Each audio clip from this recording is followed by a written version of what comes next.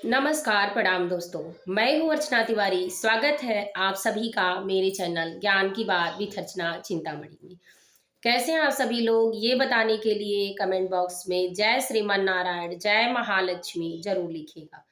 दोस्तों, आज की वीडियो में हम बात करेंगे आंवले की एकादशी कब है, तिथि की शुरुआत कब से हो रही है, आंवले की एकादशी के व्रत रहने के फायदे क्या हैं, इसके क्या करने से क्या लाभ होने वाला है। आपको आंवले की एकादशी से संबंधित समस्त बातों की जानकारी इस वीडियो के माध्यम से प्राप्त होगी। इससे पहले बता दूं, थोड़ा सा सांस ज़्यादा तेजी से आ रहा है क्योंकि अंदर की एनर्जी लॉस चल रही है अभी, इसलिए कि तबीयत खराब है। मैं वीडियो डाली थी आप लोगों को टाइम से टाइम टू टाइम नहीं डाल पा रही थी, तबीयत खराब होने की वजह से सर्दी जुकाम बुखार, क्योंकि उधर काम महाशिवरात्रि को लेके पूजा पाठ सुबह से शाम तक अपडेट बहुत तेजी से, मतलब मौसम भी चेंज हो रहा है, अपना ध्यान नहीं रख पाई, बच्चे और उसमें एग्जाम, इसीलिए। तो आशा है, उम्मीद है आप सभी का आशीर्वाद भगवान का प्रेम रहा तो जरूर जल्दी से ठीक हो जाएंगे। सारे टेस्ट और इत्यादि मेडिसिन वगैरह सब कुछ हो चुकी है, अब ठीक हूँ पहले से। तो आपकी जानकारी के लिए बता दूं कि आप अगर पहली बार मेरी वीडियो देख रहे हैं, मेरे चैनल पर नए हैं, तो चैनल को सब्सक्राइब करके वीडियो को लाइक कर लीजिएगा, ताकि आने वाले मेरे हर वीडियो का नया नोटिफिकेशन आपको पहले प्राप्त हो जाए। तो दोस्तों, शुरू करते हैं वीडियो को और सारी जानकारियों को प्राप्त करते हैं। तो आंवले की एकादशी का व्रत करने वाले सबसे पहले महत्व जानते हैं कि करने वाले भक्तों पर माता लक्ष्मी भगवान विष्णु की कृपा बनी रहती है। फाल्गुन मास में शुक्ल पक्ष में पड़ने वाली 11वीं तिथि यानी एकादशी के दिन एकादशी व्रत यानी आंवले की एकादशी व्रत मनाया जाता है। यह व्रत भगवान विष्णु को समर्पित है। इस व्रत को करने से मोक्ष की प्राप्ति, अध्यात्म का ज्ञान, माता लक्ष्मी की कृपा, पितृ दोष में राहत, रोग दोष से मुक्ति, सुख और समृद्धि का वास शारीरिक रूप से, मानसिक रूप से और पूरे जीवन प्राप्त होता है। आंवले की एकादशी का व्रत करने से सौभाग्य की वृद्धि होती है। ब्राह्मण की सेवा करने से, आंवले का दीप दान देने से जीवन के सौभाग्य बदलते हैं, यानी पाप से छुटकारा मिलता है और सौभाग्य में वृद्धि होती है। तो ये है आंवले की एकादशी का महत्व।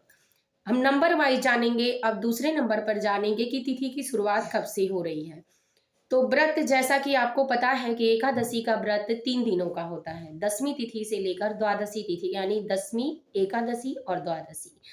10वीं तिथि से ही व्रत की स्टार्टिंग हो जाती है।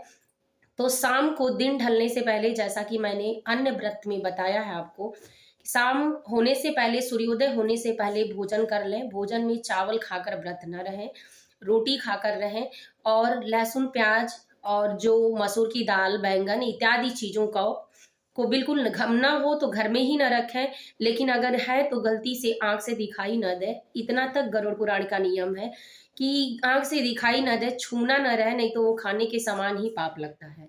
तो उसको साइड में करके ढक दें। दूसरे दिन द्वादशी के बाद आप देखें सुने उसको हटाएं, अगर न लाए हो तो गलती से भी घर में मत लाएं। तो 10वीं तिथि के दिन शाम को सूर्योदय से पहले आपको शरीर की साफ सफाई यानी बाल धुलना, जैसे बृहस्पतिवार पड़ रहा है 10वीं तिथि पे, तो आप बुधवार को ही बाल धुल लें। बृहस्पतिवार को 5 बजे से पहले शुद्ध साफ तरीके से शुद्ध सात्विक भोजन करें और भगवान विष्णु का चिंतन मनन करते रहे, माता लक्ष्मी का। दूसरे दिन व्रत का, यानी दूसरे दिन व्रत शुरू होगा और बृहस्पतिवार के दिन ही तिथि लग जाएगी 12:33 पर, यानी 26 तारीख को, 26 फरवरी को। और दूसरे दिन 28 तारीख को, यानी 28 तारीख को उसके अगले दिन 27 के 28 को पारण किया जाएगा। तो पहले तिथि समझ लेते हैं, इसके बाद बात करते हैं कि सारे नियम कैसे करेंगे। तो तिथि की शुरुआत हो रही है दिन बृहस्पतिवार 26 तारीख 2026 और इस दिन तिथि की शुरुआत है 12:33 पर और इसका समापन होगा दिन शुक्रवार को। दिन शुक्रवार को 27 तारीख पड़ रहा है, तो 27 तारीख को सुबह में 10:32 पर। तो 10:32 पर समाप्त हो रहा है। इसके लिए उदय तिथि के अनुसार व्रत 27 तारीख दिन शुक्रवार 2026 को रहा जाएगा और पारण 28 तारीख दिन शनिवार को सुबह में 6:47 से 9:06 तक यानी रहेगा द्वादशी की तिथि। तो इसके बीच में पारण करना शुभ माना जाता है। तो चलिए जान लेते हैं कि पूजा की विधि क्या है। तो आप पूजा की विधि एक दिन पहले, जैसे मैंने कहा, सूर्योदय से पहले आप भोजन कर लें और सारे नियमों का पालन करते हुए भगवान विष्णु का सोते समय उठते समय नियम पूर्वक उनका ध्यान भजन कीर्तन करते रहे। दूसरे दिन आपको सूर्योदय होने से पहले ब्रह्म मुहूर्त में उठकर अपने घर की साफ सफाई करने के बाद अच्छा गंगा जल डाल के स्नान करें। अगर किसी पवित्र नदी और इत्यादि चीजों पर आप करना चाहते हैं तो बहुत अच्छी बात है, जरूर करें। अगर नहीं है तो आप घर पर ही खाली पात्र में गंगा जल डालें, फिर जल डालकर स्नान करें। याद रखें कि गंगा जल डालते समय आपको गर्म पानी में नहीं डालना है और गर्म पानी से स्नान भी नहीं करना है। तो इसीलिए आप ठंडे पानी में ही गंगा जल मिलाएं, तभी आपका शुभ होगा। अगर आप गर्म पानी से नहाते हैं तो गर्म पानी से स्नान करने के बाद आप बाद में गंगा जल का छिड़काव अपने ऊपर कर लें नहाने के बाद। इसके बाद पूजा घर के मंदिर में जाएं, स्वच्छ साफ वस्त्र पहन के। इस दिन पीले रंग का वस्त्र पहनना सबसे ज्यादा अच्छा होता है और हरे रंग का, सफेद रंग का हो तो पीले रंग का जरूर पहने। वैसे आजकल किसी के पास ऐसी कमी नहीं है कि जो अपने पसंद का वस्त्र न पहन सके, तो पीले रंग का वस्त्र पहने, हरे रंग का या सफेद रंग का। भगवान विष्णु माता लक्ष्मी की स्थापना करें। अगर आपके पूजा घर में के मंदिर में पहले से स्थापना हुई है तो आप वहीं पूजा घर के मंदिर में भगवान के सामने घी का दीपक, धूप बत्ती इत्यादि चीजें लगाकर, धूप दीप नैवेद्य चढ़ाकर माता लक्ष्मी भगवान विष्णु की पूजा करें।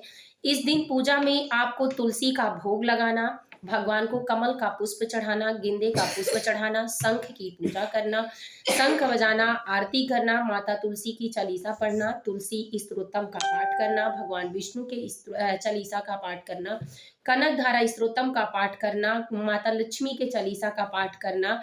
घर में दुख दरिद्रता को दूर करता है, सकारात्मक शक्तियों को देता है और मनोकामना की पूर्ति करता है। तो ऐसे में आप इन चीजों का, इन नियमों का पालन करें, फिर पूजा में मंत्रों का जाप करें। जैसे इस समय में हर मनोकामना को पूर्ण करने के लिए, आपके रुके हुए कार्यों को बताने के लिए, फंसे हुए आपके कार्य हैं उस कार्यों में बाधा न आए और आपको नए नए रास्ते मिलते रहें, इसके लिए मंत्र है, नोट कर लें या फिर से आप डाउनलोड करके पढ़ लें। और सारी जानकारियां आपको नीचे डिस्क्रिप्शन बॉक्स में लिखी रहेंगी, वहां टच करके जरूर पढ़ लिया करें। तो इस तरह से मंत्र चलिए जान लेते हैं क्या है। पहला मंत्र है ओम श्री कृष्णाय वासुदेवाय हरे परमात्मने प्रणतः क्लेशनाशाय गोविंदाय नमो नमः। तो इस तरह मंत्र का जाप करें। दूसरा मंत्र है ओम नमो भगवते वासुदेवाय नमः। तीसरा मंत्र है ओम श्रीं क्लीं ह्रीं महालक्ष्मी नमो नमः। बीज मंत्र है तो ध्यान दें कि आपसे गलतियां मत हो। चौथा मंत्र है ओम श्रीं क्लीं ह्रीं महालक्ष्मी नमो नमः। पांचवा मंत्र है ओम श्रीं ह्रीं श्रीं कमले कमला लले नमः। इस तरह धन प्राप्ति के लिए, सौभाग्य प्राप्ति के लिए, अपने कार्यों को बढ़ोतरी में लेने के लिए, नौकरी की पदोन्नति के लिए या माता लक्ष्मी भगवान विष्णु की विशेष कृपा प्राप्ति के लिए, नए नए अवसर प्राप्ति के लिए मंत्रों का जाप बैठकर जरूर करें। शाम के समय ब्राह्मण को भोजन कराना। भोजन में चावल का सेवन बिल्कुल मत करें, काले रंग के वस्त्र बिल्कुल मत पहने। दान में गरीबों को दान करना, भूखे बच्चों को भोजन कराना, समय के अनुसार ब्राह्मण को दान देना और इसके साथ घर में मांस मदिरा का सेवन नहीं करना, अपने घर में कलह क्लेश नहीं करना, किसी से लड़ाई झगड़े नहीं करना, बैठकर किसी की चुगली नहीं करना, दिन में सोना नहीं। इन सारे नियमों का पालन करें, तभी आपके व्रतों का उत्तम फल प्राप्त होता है। तो एकादशी के दिन इन नियमों का पालन करके शाम के समय फिर से माता तुलसी में, पीपल के वृक्ष में, भगवान भोलेनाथ के मंदिर में, आंवले के वृक्ष में आप पूजा करें। हो सके तो आंवले के वृक्ष के नीचे आप भोजन बनाकर ब्राह्मण को खिलाएं तो ज्यादा लाभ होगा। इस दिन आंवले को थोड़ा थोड़ा भाग काटकर घी की बाती बनाकर ऊपर रखकर उसको जलाकर ब्राह्मण को दान देने से अच्छा फल की प्राप्ति होती है। और माता लक्ष्मी, भगवान विष्णु यानी ब्रह्मा विष्णु महेश तीनों लोगों को आंवले के नीचे बैठाकर भोजन बनाकर खिलाया था। तो माता लक्ष्मी के संकट कट गए थे, तो भगवान ने भी आशीर्वाद दिया था कि जिस दिन आम्लकी एकादशी के दिन, उसी दिन आम्लकी एकादशी थी, तो दिन जो भक्त अपने कर्मों के द्वारा, पुण्य कर्मों के द्वारा ब्राह्मणों की सेवा करेंगे, भगवान की सेवा करेंगे, उन्हें शुभ फल की प्राप्ति होगी, पुण्य फल की प्राप्ति होगी। तो इसी तरह से आम्लकी एकादशी के व्रत का पालन करें। दूसरे दिन सूर्योदय होने से पहले उठें, स्नान करें, स्वच्छ साफ वस्त्र पहने। स्नान, आप जो भी पारण का भोजन बनाएं तो शुद्ध तरीके से स्नान करके बिना लहसुन प्याज का भोजन बनाएं, और ठाकुर जी आपके घर में हैं या लड्डू गोपाल हैं तो उनका भोग लगाएं, तुलसी दल डालकर, और भजन कीर्तन करते हुए कुछ भी ब्राह्मणों को दान जरूर दें। द्वादशी के दिन चावल जरूर बनाएं, और आप खाने में, रोटी खाने के बाद या रोटी खाने से पहले पारण में कोई मनाही नहीं है, तो चावल का भी सेवन जरूर करें, क्योंकि जितना एकादशी को चावल खाना दोष होता है, उतना ही द्वादशी को खाना पुण्य फल की प्राप्ति देता है। तो द्वादशी के दिन आप कुछ दान करें ब्राह्मणों को, इसके बाद नियम पूर्वक माता लक्ष्मी से सुहाग की प्राप्ति करें, यानी जो सिंदूर आप चढ़ाए हैं वहां से लें। इसके बाद पूजा के बाद आप जाकर पारण करें, समय से याद रखें, पारण का समय है, एक बार फिर रिपीट कर देती हूँ, 6:47 से और 9:06 के अंदर। इसके बाद आप पारण करने के बाद आप लेके बस के तिथि में भोजन एक बार ही करना चाहिए, पूरे दिन अनाज खाने से, नमक खाने से बचना चाहिए, तभी भोजन का, आपके द्वादशी तिथि का जो पारण है उसका भी फल मिलेगा, और एकादशी का भी फल मिलेगा, दसवीं तिथि का भी फल मिलेगा। जो लोग एकादशी का व्रत नियम पूर्वक करते हैं, विधि पूर्वक करते हैं, फल उन्हीं को प्राप्त होता है। ये नहीं कि आप व्रत रहिए और व्रत रहते हुए भी आप सिर्फ एकादशी का पालन कर लीजिए एकादशी के दिन, और दसवीं द्वादशी का पालन नहीं करेंगे। तो जैसा कि मैंने एकादशी व्रत कथा, एकादशी उद्यापन विधि, गरुड़ पुराण का नियम, व्रत का नियम, अध्यात्म का नियम, जितना मैं जानती हूँ उसमें सब में यही है कि जब तक व्रत का नियम और पालन न किया जाए तो किसी भी व्रत का उत्तम फल नहीं प्राप्त होता है। एक बार पारण करने के बाद शाम तक अनाज और नमक खाने से बचें। दिन ढलने के बाद जैसे आपको मन करे, आपके व्यवस्था के अनुसार आप भोजन करें। तो उम्मीद है सारी बातें आपको समझ में आई होंगी। माता लक्ष्मी की कृपा प्राप्ति के लिए इस दिन बड़ों का सेवा करना, गौ का सेवा करना, जानवरों का सेवा करना, पितरों के नाम से दान देना, अपने घर में गंगा जल का छिड़काव करना, माता तुलसी में दीपक लगाना, और तुलसी का भजन कीर्तन करना, तुलसी धारण करना, तुलसी की माला या गंगा जल डाल के घर में छिड़काव करना, अपने तिजोरी में माता तुलसी की मंजरी को रखना, आपके जीवन में सुख और सौभाग्य की प्राप्ति लाता है। माता लक्ष्मी की विशेष कृपा आपके घर पर बनती है, और एक लोग एकादशी का व्रत अगर एक परिवार में करते हैं तो एक लोगों के धर्म करने से, पुण्य करने से पूरे परिवार की रक्षा होती है। तो दोस्तों, वीडियो कैसी लगी? आपको जानकारी आपके इच्छा अनुसार प्राप्त हुई, नहीं हुई, जरूर बताएं कमेंट करके। फिर मिलूंगी नेक्स्ट वीडियो में, तब तक के लिए वीडियो यहीं करती हूँ। जय महालक्ष्मी कमेंट बॉक्स में जरूर लिखें।